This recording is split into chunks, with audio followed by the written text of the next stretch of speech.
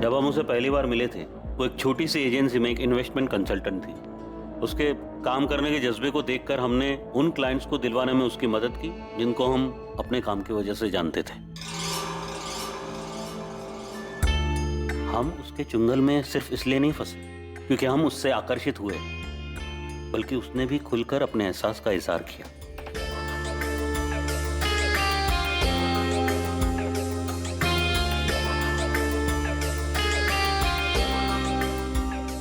ये लो रश्मि, खास तुम्हारे लिए। अब तुम इससे जो चाहे खरीद सकते हो। पर पारितोष, तुम क्यों कर रहे हो ये सब हमारे लिए? कोई बात नहीं, अगर तुम्हें पसंद नहीं तो मैं रख लेता हूँ। I love you Paritosh. I love you too. हम एक दौरी जिंदगी जी रहे थे और हमें बुरा भी लगता था कि हम अपनी बीवी को धोखा दे रहे हैं। एक तरफ हम एक अच्छा पति और अच्छे पिता की भूमिका निभा रहे थे और दूसरी तरफ एक प्रेमी, एक ऐसा व्यक्ति जो सपनों वाली जिंदगी जी रहा था। परिवार और एक जवान प्रेमी का एक ही वक्त में दोनों का आनंद ले रहा था। बहुत ही अजीब, बहुत ही स्वार्थी इंसान लग रहे होंगे आपको, सर यकीन मानिए हमारा, हम बहुत ही शर्मिंदा है हमारे किए। हमें इस बात का एहसास ही नहीं था कि रश्मि की वजह से हमारी जिंदगी तबाह हो जाएगी। हमने तो एक कोठी खरीदी थी उसकी। वो रमेश विहार वाली? हाँ, हम उसके लिए कभी पैसों की परवाह नहीं करते थे।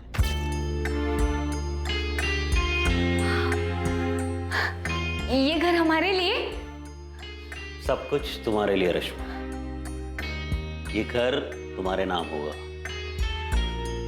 सारे डॉक्यूमेंट्स रेडी है, तो बस दस्तखत करने। Really? हम उसके प्यार में इस तरह बहक गए थे कि समझ ही नहीं पा रहे थे कि हम अपनी बीवी, अपनी बच्ची के साथ धोखा कर रहे थे। और उसी तरह रश्मि के दोहरे चेहरे को भी हम देख नहीं पाए। वो चेहरा जो ना कभी हमने पहले देखा था और ना ही जिसकी कभी कोई कल्पना कर सकता था। उसने आपको धोखा दिया? सिर्फ धोखा? बड़ा ही गंदा खेल खेला उसने हमारे साथ। रश्मि, हमने तुम्हें एक सिंपल सा सवाल पूछा है कि पूरा हफ्ता तुम कहाँ थे? हम तुम्हारी बीवी हैं, हमने तुमसे शादी की है। हम जानते तुम किसके साथ थी और कितने लोगों के साथ थी। हम उन सबको जानते हैं और वो सब ये भी जानते हैं पारितोष कि तुम ऑलरेडी मैरिड हो। और ये सब कुछ हमने तुम्हें इसलिए नहीं दिया कि तुम हमें धोखा दे सको। हम किसी की जागीर नहीं है पारितोष, और ना ही हमने तुमसे शादी का वादा किया है। अभी जो भी गया यहाँ से बंद हो। अच्छा, तो तुम हमारी जासूसी भी करने लगे? ये रश्मि, हमारे घर में रह के हमारे साथ ही निकलो यहाँ से। Get out. शायद तुम भूल रहे हो पारितोष, ये घर हमारे नाम पर।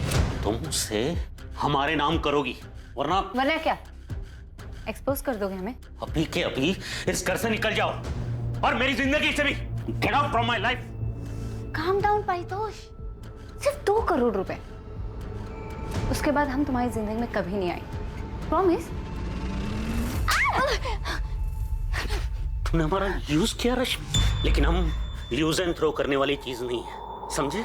अगर हम तुम्हें बना सकते हैं ना तो तुम्हें पूरी तरह बर्बाद भी कर सकते हैं हम।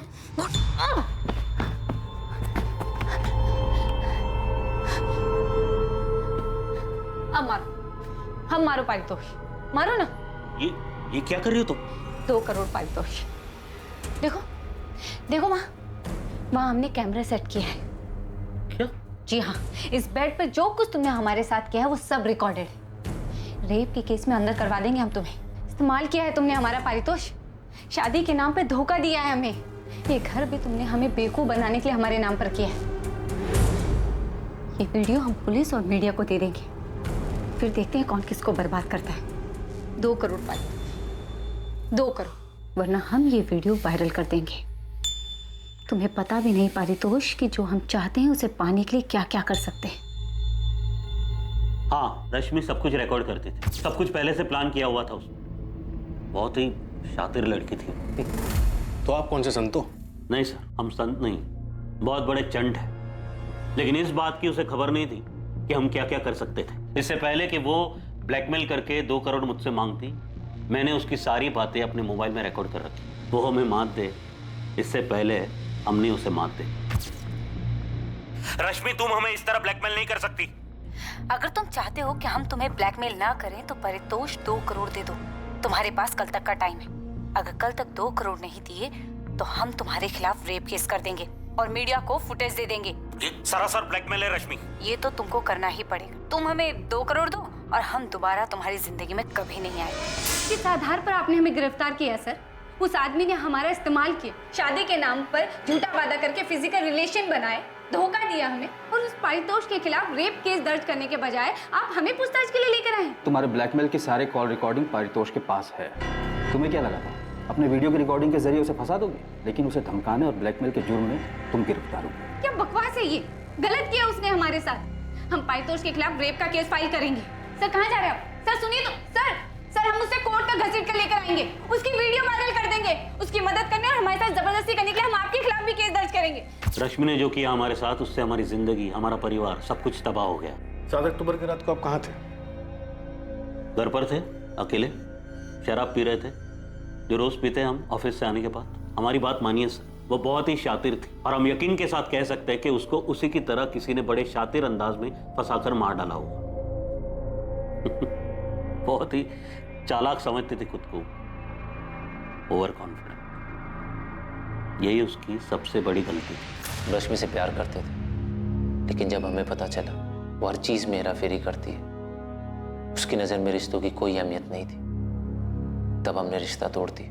ये हमें बहुत जल्द पता चल जाएगा कि तुम्हारा ये दर्द था या गुस्सा जिसकी वजह से तुमने रश्मि का मर्डर कर दिया। रश्मि की हत्या से पहले उसके फोन की लास्ट लोकेशन वीआईपी एन्क्लेव थी। वीआईपी एन्क्लेव जहाँ पर तुम्हारा घर है और तुम्हारे पिता के राइवल दशरथ लाल का भी। जब हमें पता चला कि उसके संबंध हमारे पिता के साथ थे, हम उसे पूरी तरह चोट पहुंचाना चाहते थे, लेकिन हमें कभी समझ में नहीं आया कि रश्मि अपनी जिंदगी के साथ चाहती क्या थी। पता नहीं हम उसके पीछे पड़कर अपनी जिंदगी क्यों खाल के साथ अलग ही गुल खिला रही। और उससे पहले परितोष मिश्रा के साथ?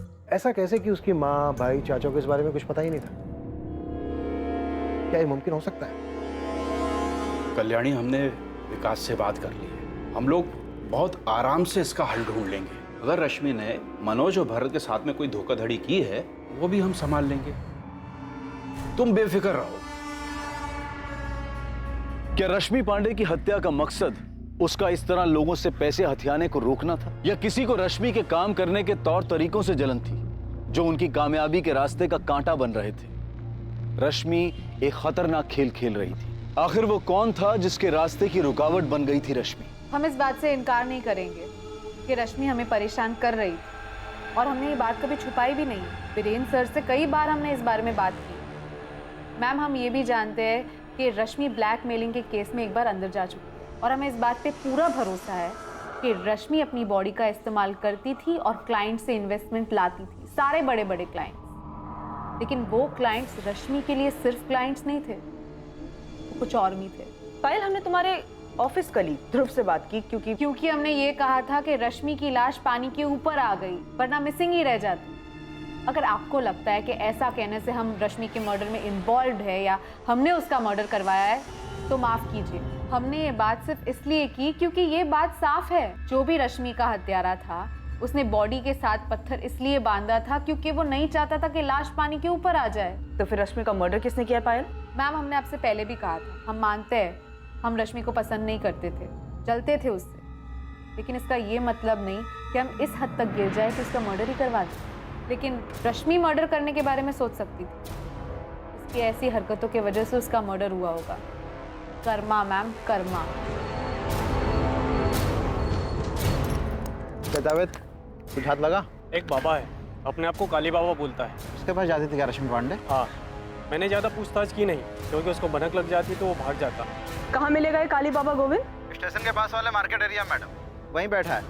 एड्रेस भेज रहा हूँ, अभी भी वहीं मिलेगा ये बाबा। जो बात थी हम साफ साफ बता रहे हैं।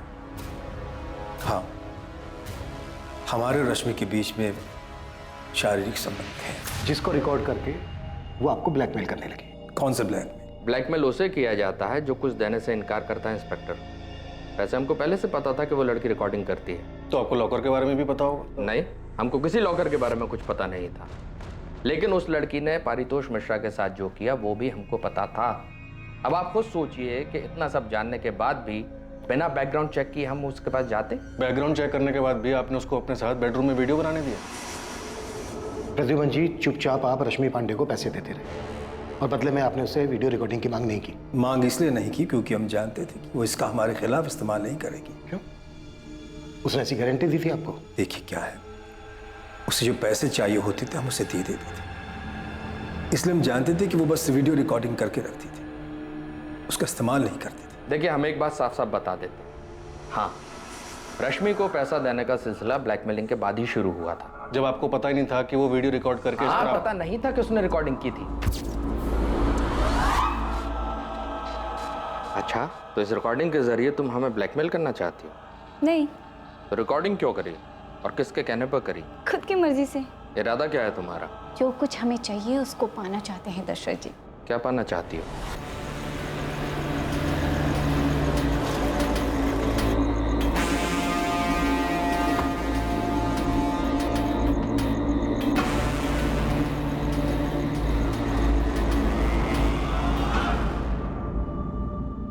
क्या प्रद्युम्न ने इस लड़की के साथ मिलकर हमारे खिलाफ चाल चली है?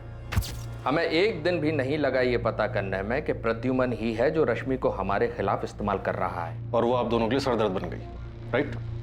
बेवकूफ़ है हमारा बेटा, उस लड़की के बारे में कुछ जाने बगैर ही उसने उसे डायमंड रिंग दे दी।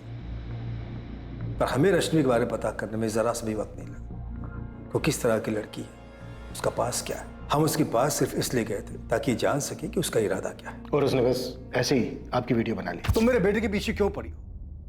जाहिर उसे शादी तो करना चाहती नहीं। तो और क्या हो सकता है सर? क्या ऋषभ को पता है कि तुम एक्सटॉर्शन के केस में कई महीने जेल में बिता चुकी हो? अब ये बात तुम ऋषभ को बताओगी या हमें बताना पड़ेगा? तो आप यही चाहते हैं ना कि हम आपके बेटे को छोड़ दें? स्मार्ट हो रश्मि, और जल्दी समझ गई। बिल्कुल सही कहा आपने। ऋषभ हमसे प्यार करता है, लेकिन हम ऋषभ से शादी करना चाहते हैं। यहाँ बिल्कुल गलत है।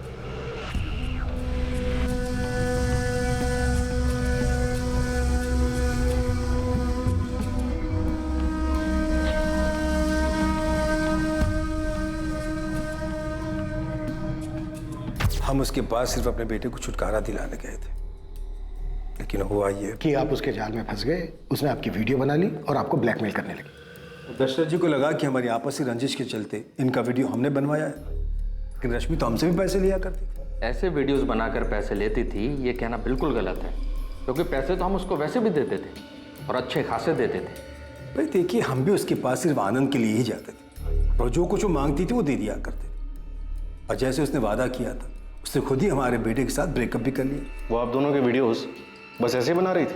अब उसने क्यों बनाया, क्या करने वाली थी, ये तो उसने नहीं बताया। हमारे ख्याल से ये उसका बैकअप प्लान था। देखिए, उसे एक अच्छी जिंदगी जीने का शौक था। महंगी गाड़ी, महंगे कपड़े, बहुत सारे पैसे, ज्वेलरी। उसे अपना एक लाइफस्टाइल मेंटेन करना होता था। उसे लगा होगा कि अगर हमने पैसे देने बंद कर दिए तब क्या होगा, तब ये वीडियोस ब्लैकमेल करने के काम आएंगे। बिल्कुल यही बात है और एकदम साफ है। देखिए, वो खूबसूरत तो थी ही, लेकिन इसके अलावा एक खासियत और थी उसमें। वो अपनी ओर लोगों को आकर्षित करना बहुत अच्छे से जानती थी। आप लोगों के बयान में बहुत तालमेल नहीं है।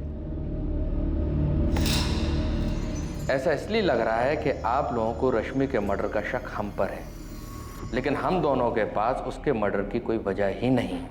ठीक है, थैंक यू। इंस्पेक्टर, एक और बात बता दूं आपको, इससे पहले कि आप खुद पता लगाएं या गुस्से में आकर हमारा बेटा आपको ये बताए। 7 अक्टूबर को हम रश्मि के घर गए थे। कब?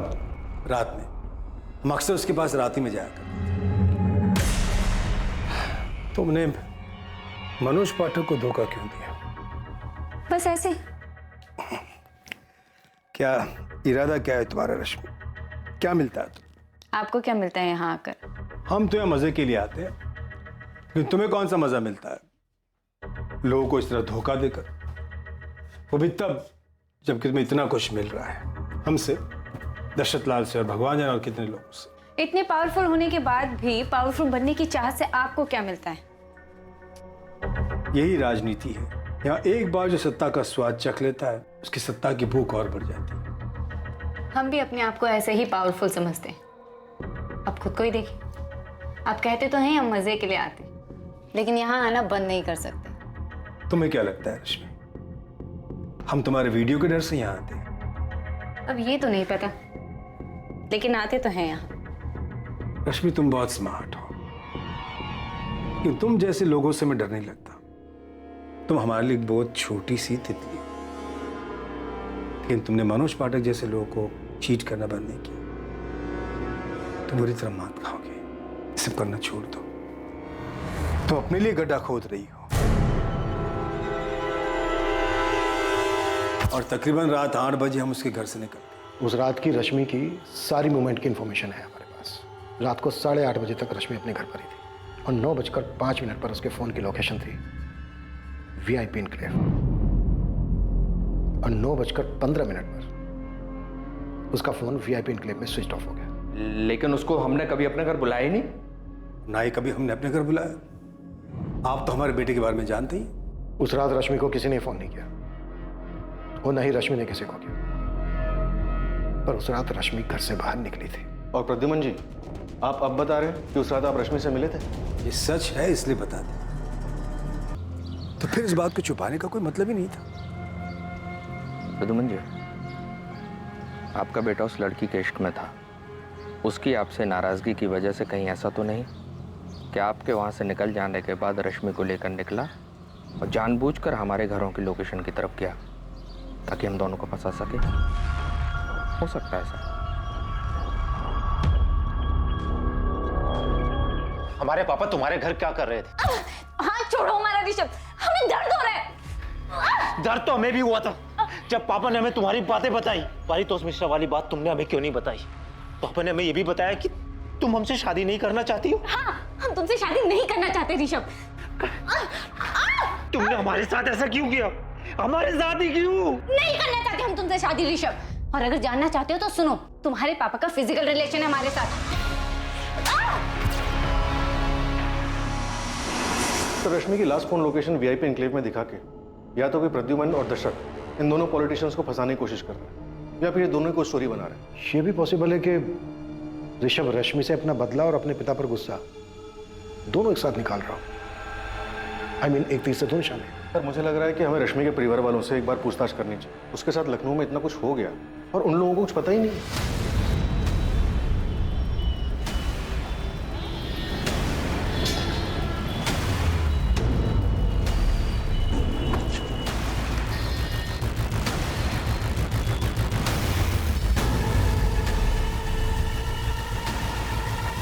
जी, हमें ही लोग काली बाबा के नाम से जानते हैं। ये रश्मि पांडे आपकी भक्त थी? जी, बहुत ही समर्पित भक्त। रश्मि के जीने का तरीका, उसके पैसे कमाने की चाहत, फिर चाहे वो किसी भी तरीके से, ये सब जाके हमें अब पता चल रहा है। आप लोगों ने तो हमें कुछ नहीं बताया, और हमें अब जाके पता चल रहा है कि वो किसी बाबा के पास भी जाती थी, और उस बाबा ने हमें बताया कि वो वशीकरण सीखना चाहती थी, बहुत सारा पैसा, बहुत सारा पावर हासिल करना चाहती थी। कल्याणी जी आपने, और विकास तुम, आप दोनों हमेशा यही कहते रहे कि आप लोगों को कुछ नहीं पता कि वो क्या कर रही थी, क्या चाहती थी। रश्मि कहाँ हमसे कभी कुछ ठीक से बताती। आप दोनों में से उससे किसी ने नहीं पूछा ये पैसा, ये गाड़ी उसके पास कहाँ से आ रहा है, क्या कर रही है वो? रश्मि दीदी पूछने पे भी कहाँ जवाब देती थी। तुम्हारे किराने की दुकान सही चल रही है ना? हाँ। तो उस पे ध्यान दो। गाड़ी कहाँ से आई ये जानकर तू क्या करेगा? रश्मि बेटा, वो माँ, अरे आपको पैसे चाहिए होते तो मांग लो, लेकिन कहाँ से आई, कैसे आई, ये जानकर क्या करोगी? अरे काम करते हैं हम। और चाचा जी कुछ बोले तो उनको कहना पहले अपना घर संभालें। अभी चाचा जी ने पूछा क्या तुमसे? तू ना चाचा जी का राग अपना बंद कर। तुझे दुकान चाचा जी ने दिलाई या हमने? आती थी यहाँ कई बार, लेकिन जब भी कुछ पूछो कभी कोई जवाब ही नहीं देती थी। जो आप कह रहे हैं उन सारी चीज़ों का हमें अभी पता चल रहा है। हाँ, जब से वो यहाँ से गई है उसके रहन सहन में बदलाव आया था, वो तो हम देख रहे थे। हमें बहुत डर भी लग रहा था, मन में काफ़ी सवाल भी उठ रहे थे, लेकिन सवाल का जवाब ना मिले तो क्या करें हम? रश्मि दीदी के जेल जाने के बाद हमने और माँ ने दोनों ने कोर्ट कचहरी के चक्कर लगाकर उन्हें जेल से छुड़वाया था। ये रश्मि के जेल जाने वाली बात है, ये भी आप लोगों ने हमें नहीं बताई? वो बात इसलिए छिपाई क्योंकि वो हम सब के लिए शर्म की बात थी। जब रश्मि यहाँ हमारे साथ रहती थी, जब उसके पापा इस दुनिया में थे, तब सब कुछ ठीक था। जैसे वो शहर गई, बहुत बदल गई। उन्हें इतना गुरूर क्यों था और वो इतने पैसे और पावर का क्या करना चाहती थी, ये हमें नहीं पता साहब। रश्मि पांडे ने जिस बाबा की मदद ली थी उस बाबा से पुलिस द्वारा की गई पूछताछ से कुछ हैरान कर देने वाले तथ्य सामने आने वाले थे। हर वो चीज जो रश्मि हासिल करना चाहती थी वो रश्मि की तरह ही रहस्यमयी होती जा रही थी। ये भी एक रहस्य था कि उसकी हत्या कैसे हुई और किसने की उसकी हत्या। रश्मि को वो पावर्स किस लिए चाहिए थे? लोगों को अपने वश में करने के लिए। किन लोगों को वो अपने वश में करना चाहती थी? वो पॉलिटिशियन दशरथ लाल या प्रद्युमन चौधरी। रश्मि क्या चाहती थी इन दोनों से? Political power? हमें इसकी कोई जानकारी नहीं। ओ काली बाबा, इस लड़की का मर्डर हुआ है और हमें पता चला है कि ये काला जादू करती थी। और अभी आपने बताया कि वशीकरण सीखना चाहती थी, तो सीधे सीधे बताइए ना, वशीकरण किस लिए सीखना चाहती थी? चाहती क्या थी ये लड़की? किसको वश में करना चाहती थी? अरे हम थोड़ी पूछते हैं हर किसी से कि तुम किस पे हावी होना चाहते हो। वो आई थी सीखने के लिए कि दूसरों को अपने वश में कैसे किया जाता है। वो कई महीनों तक इस विद्या को सीखने के लिए आई और हमने उसे सिखाया भी। वो बताती थी कि हमने उसे जैसा ध्यान करने सिखाया था वो नियमित रूप से वैसा ही ध्यान करती थी। जिस तांबे के सिक्के के बारे में आप बात कर रहे थे वो सिक्का आपको रश्मि के पास मिला?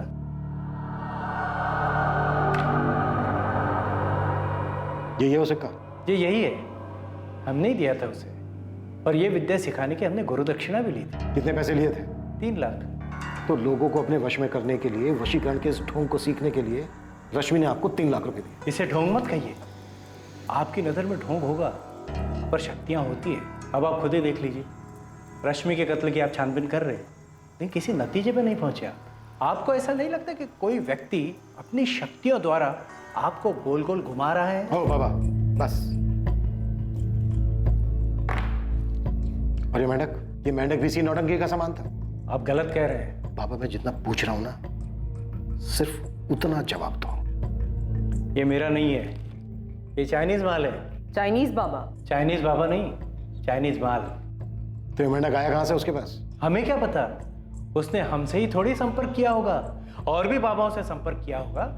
उसे किसी भी परिस्थिति में वशीकरण सीखना था। पर सीखनी किस लिए थी? हमें नहीं पता साहब। हमने उसे वशीकरण की कुछ विद्या सिखाई थी। वो किस पे उसका प्रयोग करना चाहती थी, वो किसे अपने वश में करना चाहती थी, वो किस पे हावी होना चाहती थी, हमें नहीं पता। सुप्रिया, तुम रश्मि की इकलौती दोस्त थी जो हमेशा उसके साथ थी। अब ये तुम बिल्कुल मत कहना कि तुम्हें इस बात का नहीं पता कि रश्मि किसके साथ क्या गुल खिला रही थी जिसने उसका मर्डर कर दिया। 3 साल पहले का परितोष मिश्रा या रश्मि का एक्स बॉयफ्रेंड ऋषभ चौधरी, या ऋषभ चौधरी का फादर प्रद्युमन चौधरी या दशरथ लाल, या रश्मि की ऑफिस कलीग पायल त्यागी, किसने मर्डर किया है? किसने? इनमें से कौन है सुप्रिया जिसने मारा रश्मि को और उसके बाद उसकी लाश को संपत नहर में ले जाकर फेंक दिया? हमें नहीं पता सर। रश्मि ने हमें कभी नहीं बताया कि वो किसके साथ जाती थी। ऋषभ के अलावा कोई और भी है जिसके साथ वो जा सकती थी? देखो सुप्रिया, तुम पहले दिन से हमसे कुछ ना कुछ छुपा रही हो। तुमने पहले भी हमें ऋषभ के बारे में नहीं बताया। किसका डर है तुम्हें? बोलो। क्या ऋषभ अपने फादर को फंसाने के लिए ऐसा कर सकता है? क्योंकि रश्मि के फोन की लास्ट लोकेशन वीआईपी इनक्लेव है, वीआईपी इनक्लेव, जहाँ ऋषभ का घर है। सर ऋषभ रश्मि का मर्डर नहीं कर सकता, इतना तो मैं जानती हूँ। सर वो उससे बहुत प्यार करता था। हाँ, वो रश्मि से दुखी था क्योंकि उसने उसे धोखा दिया था, लेकिन सर वो इस बात से भी दुखी था कि उसके पापा ने। सर ऋषभ रश्मि का मर्डर नहीं कर सकता।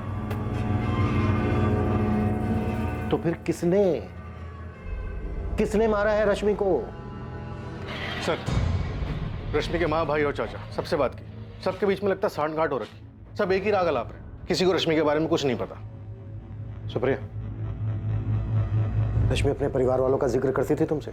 हाँ सर, कभी कभी जिक्र करती थी जब वो बालापुर जाती थी अपने माँ और भाई से मिलने। और अपने चाचा के बारे में? नहीं, चाचा के बारे में मैं कुछ नहीं जानती। नहीं दिखा रहा है। प्रद्युमन चौधरी? प्रद्युमन चौधरी के फोन की लोकेशन तो रश्मि के घर का ही दिखा रहा है, पर उसने तो खुद ही बोला था कि उस रात वो रश्मि के घर पे ही था। कहीं इस प्रद्युमन ने तो रश्मि को नहीं मारा और हमें घुमा रहा है। तो कैमरा रिकॉर्डर घर से गायब है, इसके पीछे प्रद्युमन चौधरी ही लग रहा है। पहले उसने रश्मि को मारा होगा, फिर गाड़ी में ले जाके संपत नहर में फेंक दिया होगा और किसी और से अपना फोन वापस घर भेज दियो। प्रद्युमन चौधरी का पर्सनल गार्ड है अफजल शेख, उसको उठा के पूछें। मारा उसी ने है जिसे पता था कि रश्मि के बेडरूम में कैमरा लगा है, और वो ये भी जानता था कि रश्मि ब्लैकमेल करने के लिए रिकॉर्डिंग करती है। ये पक्की बात है कि रश्मि का मर्डर उसके घर पर ही हुआ, वो भी उसके बेडरूम में। और किलर कोई सुराग नहीं छोड़ना चाहता, इसलिए उसने कैमरा रिकॉर्डर निकाल लिया क्योंकि उसमें मर्डर की घटना रिकॉर्ड हो गई। सर, रश्मि का पहला शिकार परितोष मिश्रा, जिसने उसे घर खरीद के दिया था, उसे पता था कि बेडरूम में कैमरा लगा हुआ है। देखो वहाँ हमने कैमरा सेट किया है। प्रद्युमन चौधरी और दशरथ लाल को भी पता था कि रश्मि के बेडरूम में कैमरास लगे हुए हैं। और उन्हें यह भी पता था कि रश्मि उनकी रिकॉर्डिंग रखती थी। और सर रश्मि का एक्स बॉयफ्रेंड ऋषभ, उसे भी पता था कि रश्मि उसके पिता के साथ क्या कर रही थी। इससे ये पता चल रहा है कि अगर इनमें से किसी ने किया होता तो वो डीवीआर के साथ साथ कैमरास भी निकाल के ले जाता। वो हमारे लिए कोई ऐसा सुराग, डिवाइस या लॉकर नहीं छोड़ता जिसमें हमें पेन ड्राइव जैसा सबूत मिलता, क्योंकि ये सब जानते थे कि रश्मि रिकॉर्डिंग करती थी और इस रिकॉर्डिंग की वजह से वो इन लोगों को ब्लैकमेल भी कर रही थी। तो वो रश्मि की ऑफिस कलीग पायल त्यागी, पायल रश्मि से नफरत करती थी, तो फिर रश्मि पायल को अपने घर के अंदर क्यों आने देगी? और सर रश्मि को मार के सुप्रिया को क्या मिलेगा? बिल्कुल ठीक। तो रश्मि के बनने से किसको फायदा हो? ये कोई ना कोई रश्मि के परिवार वाला ही है और अब तक हम दूर के लोगों के बारे में सोच रहे हैं। केस की जिस तरफ पड़ताल कर रही टीम का ध्यान नहीं गया था, अब वहीं से एक बहुत अहम सुराग मिला था और इस जानकारी से रश्मि पांडे की हत्या के राज का पर्दाफाश हो गया था। हाँ गोविंद, बालापुर से कोई खबर? सब डायरेक्ट नहीं पूछा, लेकिन रश्मि के भाई विकास का किराना स्टोर है, इसमें उसका पार्टनर है सोनू कश्यप, उससे बात किया मैंने। सोनू ने हमें बहुत ज़रूरी खबर दी है जो विकास ने हमें कभी नहीं बताया। क्या इन्फॉर्मेशन है? भोलाराम पांडे, विकास और रश्मि का चाचा, वो दोषी हो सकता है।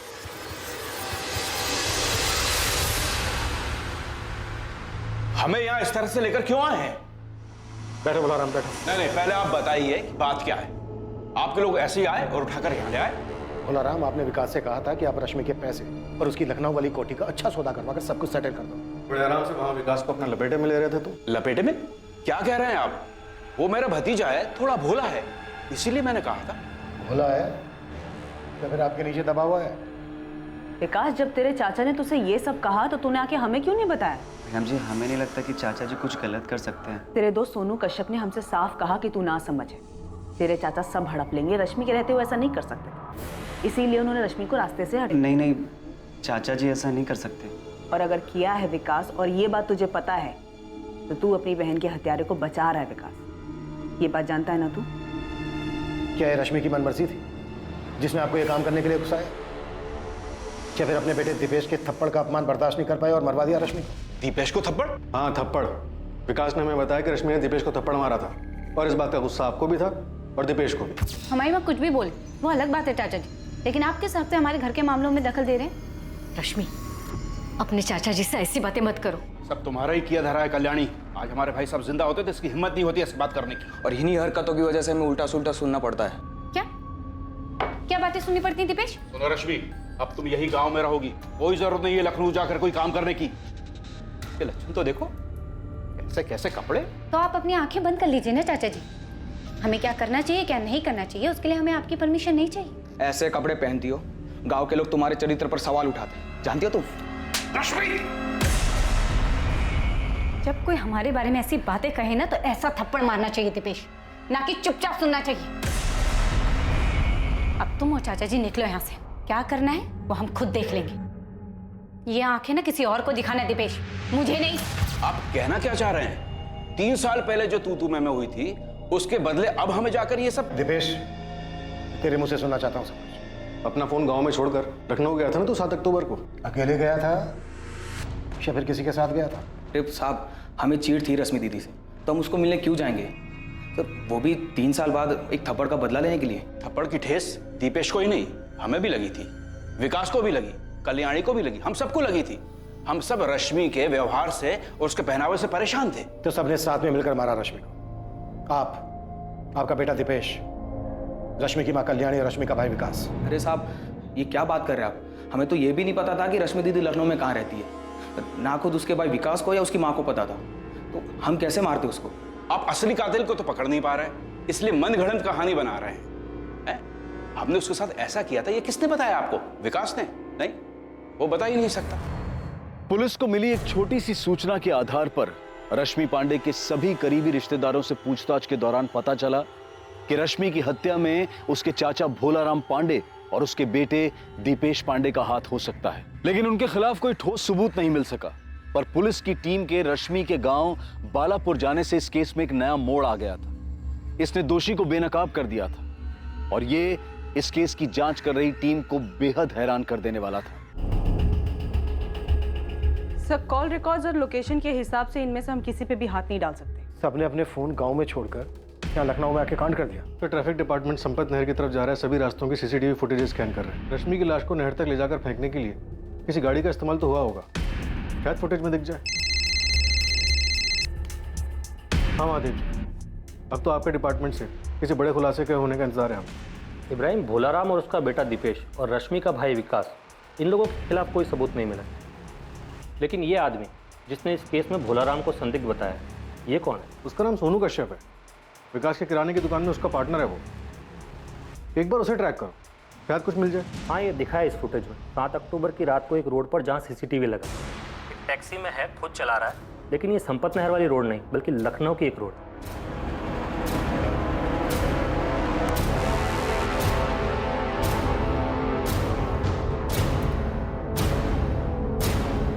ये तो सोनू ही है।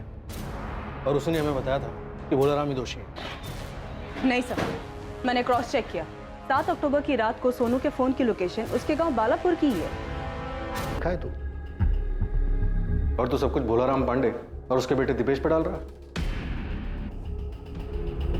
देख बेटा, जब पड़ेगी ना तो बर्दाश्त नहीं कर पाएगा। तो तेरी शक्ल बता रही है कि एक ही थप्पड़ काफी होगा तेरे लिए।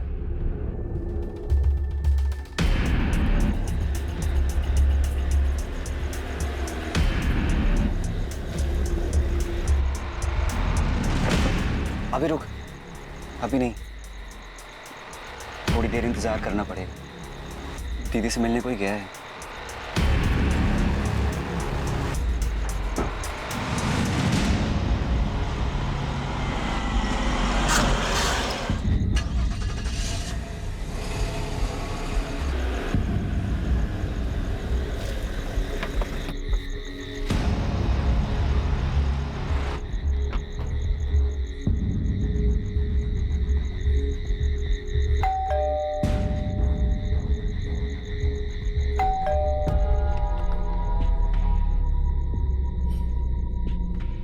विकास, तू यहाँ? वो कुछ काम था दीदी। कैसा काम? वो कुछ पैसे चाहिए थे।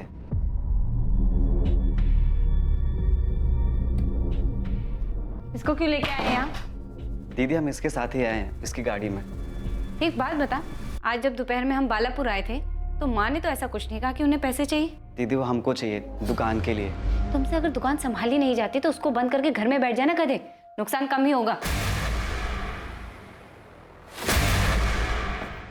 सुन, 5,000 नहीं दे सकती।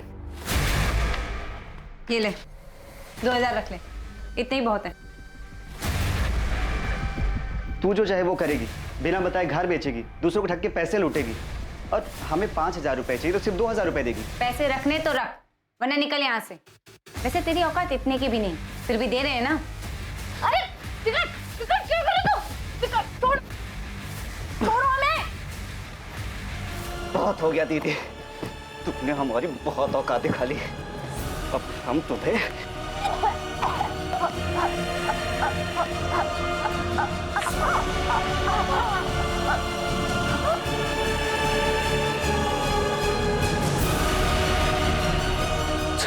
चल निकलते हैं यहाँ से। तू वो कैमरा रिकॉर्डर निकाल ले, जल्दी देख, यहीं कहीं होगा। वो लोगों को ब्लैकमेल करके ठगने के लिए लगा के रखती है।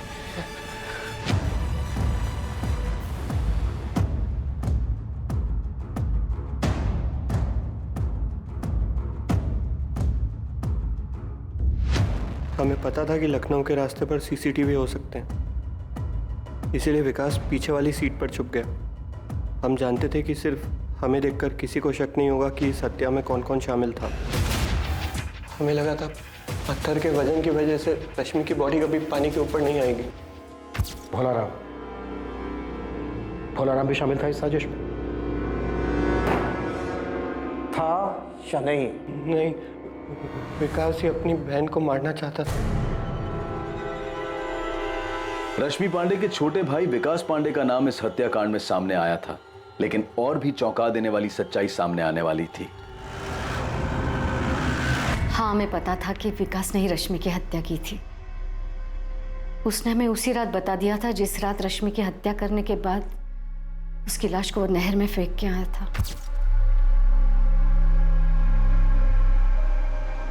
तुमने ठीक किया बेटा, वो उसी लायक थी।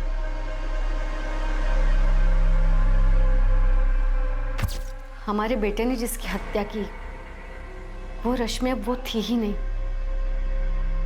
जिसे हमने जन्म दिया था, पाल पोस के बड़ा किया था। बहुत झेल चुके थे उसको, बहुत बातें सुन चुके थे उसकी। माना कि वो गलत थी, पर क्या तब भी उसकी हत्या करना सही था? आपके लिए कहना आसान होगा साहब, लेकिन उसने जो किया, उसकी हरकतों को भुगतना हमारे लिए आसान नहीं था।